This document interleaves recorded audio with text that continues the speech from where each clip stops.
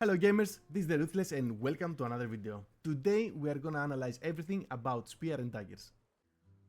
So, somewhere in this video will reveal the lucky winner of our last giveaway. Was it you? Stick around to find out because you won't want to miss what's coming next. This is one of my favorite combinations and I will explain why I believe that daggers complement everything that it has to do with DPS. So because spear it's sufficient enough with its own skills, I would say that daggers is the most complementary weapon that you can ever pair it with. I don't mean that other weapons are not good with it, but I would say that it's most preferable if you pair it with daggers to have the most optimal results. So let's start with the skill specialization. I will go first for the dagger because there are not many things to talk about. We have venom injection with lightning infusion, then thundercloud bombing in order to attack with 20 stacks and get the cooldown reduced, and mad sword dance. I will explain the combo later. And then we go with the spear. We put only flaming arc. The calling arc we make it a flaming arc. The javelin surge we make it javelin inferno, and then we have explosive fury from vicious fury. Unyielding sentinel only for the shield. This build, it was firstly made in order to go and farm. This is your farm build, okay? And I will explain later what you need to choose in order to go for a dungeon. Not many changes, only a little bit. So then we have increased health recovery in order for you to have sustain.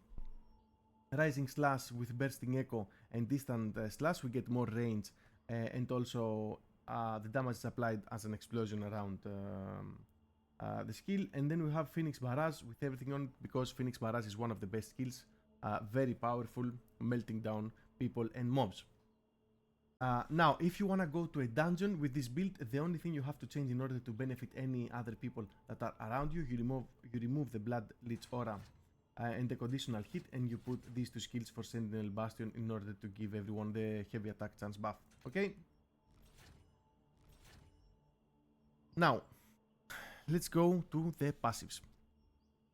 Now, if you want, I will start with the dagger passive. Of course, I always play with assassin step. This is something changeable. You can change it and put something else. I will give you suggestions, but this is up to you. Personally, when I farm, I want to go fast. I want to do everything really fast. So I really enjoy assassin steps, and this is why it is in my passives. So we have the assassin instinct benefits us with critical hit chance. Assassin step, as I explained. Then we have destructive fang that reduces target's melee magic, ranged and melee defense. Very important for us when you're using thunderclouds. And then critical damage by 18%. Wrathful Edge is an amazing passive. And let's go over to the spear. We have imposing form first. Extra skill damage whenever you're using spear skills, but we are mostly using spear skills, so that's fine for us. Increase attack speed every time you use a skill. Each time, you apply a weaken effect. Then we have critical hit that on the targets with 30% health will deal additional damage. Then we have critical hit chance improving for the next active skill we're using after consecutive use of skills.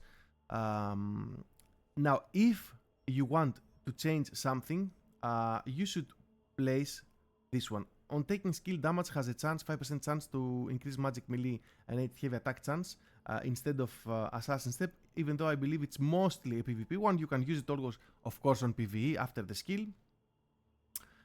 Because bosses also and mobs do skills, so you can really use it. Apart from that, I don't know even if you want to use something else, maybe Murderous Energy, but I would suggest going for Malik Surge. For my defensive skill, I use always the dagger skill. Is amazing and gives you mana regen as well. This is very important when you block successfully to get mana regen back, because spear is a very mana hungry weapon. I have managed to fix the problem for me in this build. You will see also assassin step give us mana regen, not so much, but it's something out of nothing. So let's move forward.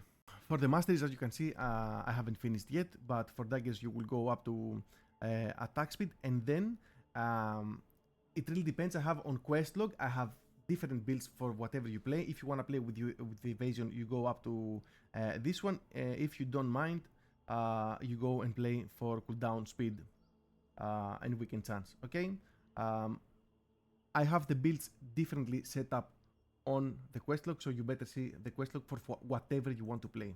Okay, and then we go for the spear.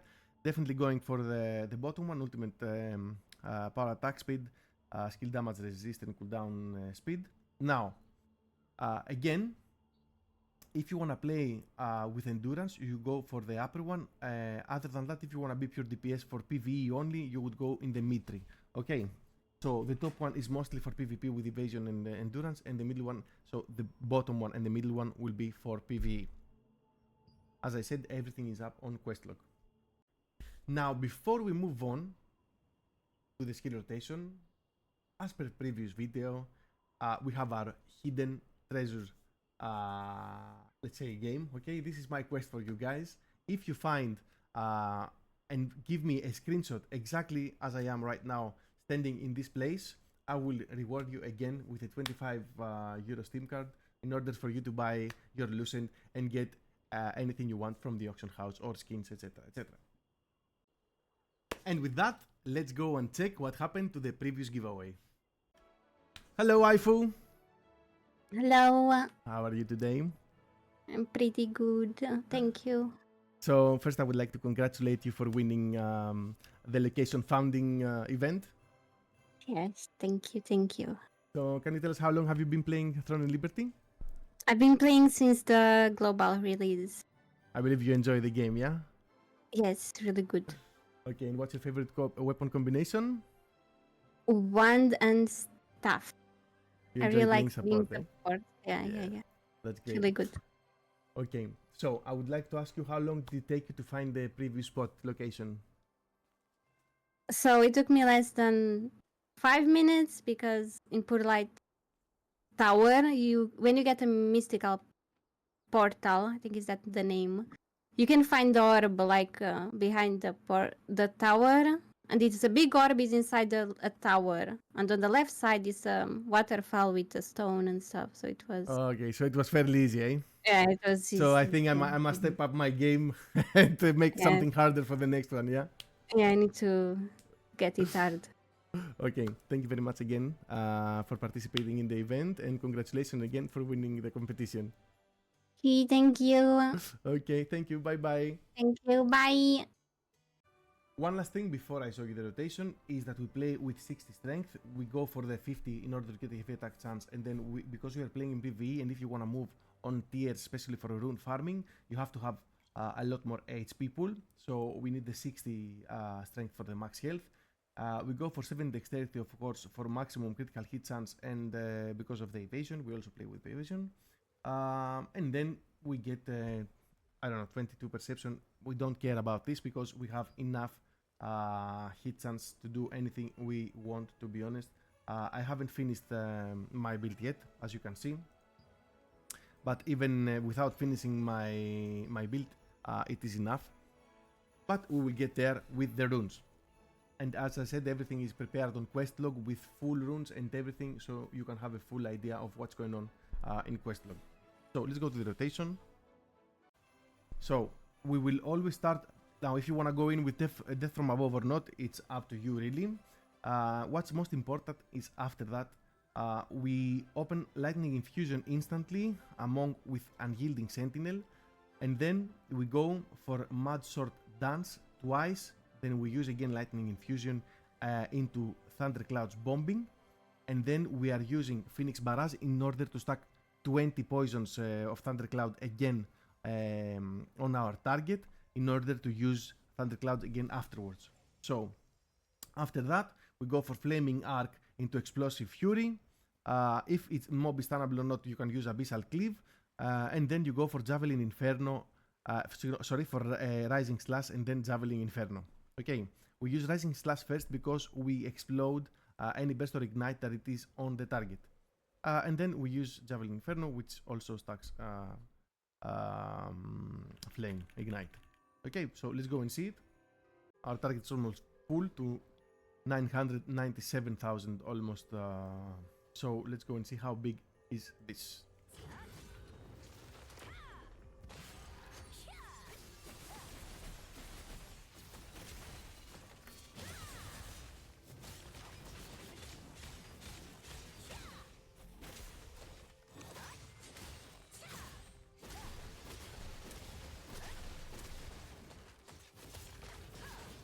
Okay, so with one rotation you get about 200,000 damage one time all of our skills.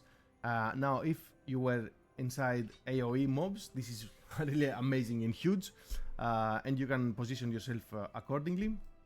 But this I believe is one of the best rotations you will ever find online. Also very important, do not forget to use your rising slash twice, because it's upon using an additional time the last hit explodes, so you're using one and then you can use it one more time. Okay, so there's a lot of damage in this one skill. So now it's time to move on to PvP. So this we have different gear for the PvP one. We go one with evasion. The stats remain the same. 50. We go for 50 strength, 7 dexterity, and most perception, because we want enough hit. 70 dexterity is always for the extra evasion. So let's also change to spear PvP here. So the difference is that we are using camouflage cloak, a very important skill. We're using thunderclouds bombing again, and shadow strike. This is for small scale PvP. Okay, and then we go to the spear again. Flaming arc, javelin inferno with 50% slow this time. Explosive fury with only the explosive fury being used. Unyielding sentinel with only the shield. A rising slash with the attack range. Phoenix barrage with everything we have again. Now the difference is we are using shadow walker here because we are playing with evasion. Again, the same goes with critical and with the critical hit damage. And now things are a bit different. We go with all the other spear skills: fatal precision, survival because we are taking skill damage in the arena, retaliationary strike, mortal wrath, and of course imposing form. So for weapon masteries you go spear for ultimate power, and then we are using full to Wheel of Annihilation, so the bottom and the middle one. Then we go to daggers, where we will use the far bottom, and then we go for the top. We want the master of evasion here. And the difference now is actually that when we want to go for a single target, we will use our shield, of course, because it gives us after 3 seconds we take the heavy attack. So we use first shield and poison, then we jump on the guy, we prone him down, and then we are using the rest of the combo. And if he tries to go away, we're just chasing him down and kill him with our spears and the thunder bombing and everything. Yeah, pretty simple. So very similar to this, but with different purpose, is the GVG build that I have. Let's go over it. So in GVG we play a bit differently because we approach things a bit differently. What you want to do is to go to find the best spot to dive in and kill everyone instantly that is within your range. So the skill specialization changes a bit. We get again going for Flaming Arc, Javelin Inferno, Explosive Fury, and Unyielding Sentinel. But now we are using Tempest Strike, and we are fully spec on Death from Above and Phoenix Barrage as always. Now for the Dagger, we are not using Brutal Incision anymore or Shadow Strike. We are using Camouflage Cloak only. We still use Shadow Strike, but we are not speccing for it. I will show you what you have to do. Also, we are playing now with Nimble Steps, because with Nimble Steps you get more collision and bite resistances, which is really important, because when you dive in with Death from Above, you are running into everyone, so any CC will be probably prevented to you as you're using a skill that utilizes your location, and hopefully you will be CC immune. Also on the build, we are prioritizing collision resistance. If you go to the to quest log and my profile, I will show you all my builds. You can see actually all my builds here. You will see that this one plays with 50 strength, 40 dexterity, some perception, and 30 fortitude. And we are prioritizing, where is it? Collision resistance with 414, 15 collision resistance, and much more if you proc the passive. So here we have a lot of attack speed. We have triple endurance, 1000 endurance in everything, 1100 endurance as well. So what you wanna do with this build? you want to engage, either coming from stealth or without stealth if you have the opportunity. So you engage, you open your buff, and you instantly chop everyone down as fast as possible and try to burn them off. Okay, now when the fear is being removed, the fear is up for 4 seconds. Yeah, so after the fear, you want to instantly stun everyone like this. Okay, in order for you, let's say, to use camouflage and go out. Okay, and this is why we spec also camouflage, in order for you to be able to escape with CC immunity. Okay, so this pretty much sums up everything about this. This can be used also for escape. If you're on a big blob and you see someone that is far away, you can really go fast to them and run away, and then use invisibility, or even use the rising slash as well. This is minor details, of course. What happens in combat is really hard. Sometimes you die instantly. The build that I'm using here, as you can see, has 16,000 HP. It's all is with runes. You have a lot of defenses, a lot of endurance. You have enough critical for you to do a lot of damage, and melee hit chance, up to 1,000 melee hit chance. Okay, you can pick which one you like, either magic or ranged evasion or triple endurance. I would suggest to play with endurance on GVG because there are many people. Collision, how's it called? Collision resistance is very important because most SNSs and bows, for example, the tornado is collision, and you don't want to be pushed, pulled, or anything like that. So collision is really important. So I would suggest you follow this triple endurance build. You can see all of my builds here. You can ask me anything you want in the comments, or you can personal DM me on Discord, or even come to the stream because I stream every day in the afternoon. My time zone is GMT+2. You can find my time zone and my program on my Twitch. I will be waiting for you there. Anything you need to know. I play most of the weapons, so you are welcome. I can review your builds and do anything you want. Don't forget to like, subscribe, and let us know in the comments what you think about our new intro. We'd love to hear your feedback, and thank you for watching us.